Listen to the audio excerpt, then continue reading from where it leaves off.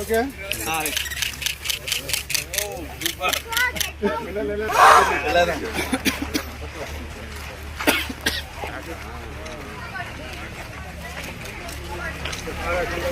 కొంచెం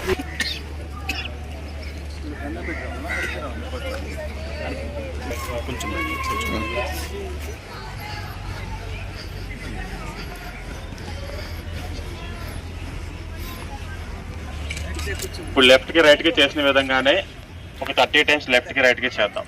లెఫ్ట్కి రైట్కి చేయండి. 1 2 3 4 5 చేయాలి. ఒక ట్విస్ట్ చేయబడుతూ ఉంటుంది. మన పొట్ట దగ్గర ఉన్న ఫ్యాట్ కరుగుతుంది. చేయాలి. ఒక 30 టైమ్స్ చేయండి. 11 12 13